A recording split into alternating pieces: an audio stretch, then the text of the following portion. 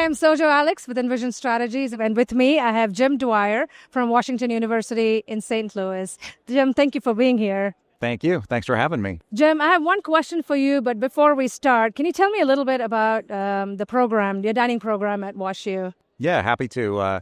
So I think we do have a pretty unique program at Washington University where we have several components to it, one being our residential dining program, the other being a retail dining program, which incorporates local restaurants from the community that offer a pretty diverse assortment of products. So between those two programs, it makes up about 50-50 related to our overall dining program, which I think is pretty unique.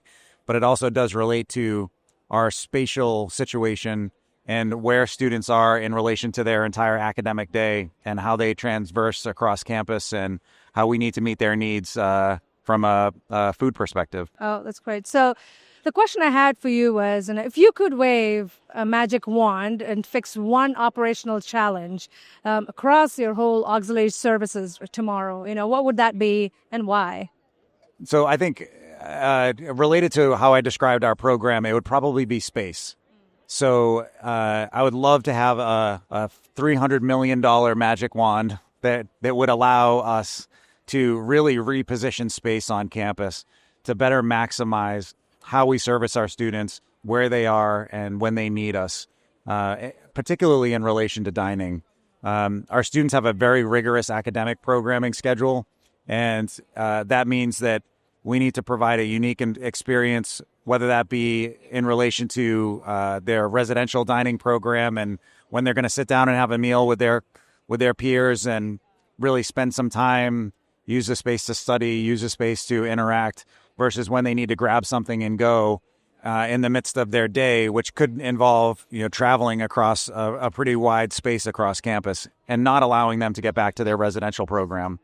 So on your campus, where do they typically commune? Like, where do they see community? Is it like in the dining hall, which is close to your residential halls, or is it closer to the academic area? It really depends on the time of day. During the day, when they're taking classes, they are really in the academic heart of campus, which means they're typically not going back to their residential space and utilizing our residential dining facilities. So that's really where the magic wand would come in really handy, because our student union is actually not big enough to accommodate the entire population of students that would want to eat in that space.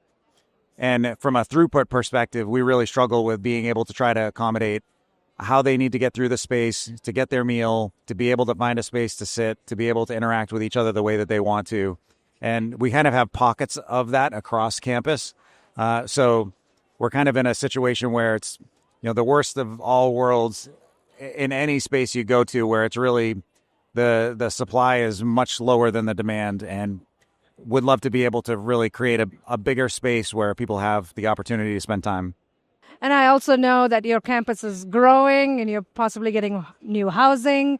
And so, again, just adding to the challenge of auxiliaries. Yeah, new housing without new dining facilities that are really going to solve the problem that I mentioned. So, again, if you find that magic wand, please. Give that to you. Would be happy to work with you from a consulting perspective on it. There you go. But I think we're really taking an intentional approach to really master planning what that needs to look like. And, working with folks like yourself and others to really think critically about how do we spread our space? How do we leverage what we do have? And really, how do we form partnerships across campus with the different areas of our campus? So academic units, other facilities, to look at our space and think, what's the capacity we could have here? Should we move dining, or should we move a food service operation here because we have more capability without having to spend $30 million on a new dining hall? Well, Jim, this is fantastic. Thank you so much for sharing your wisdom with us today. I appreciate your time. No, happy to be here. Thank you. Thanks.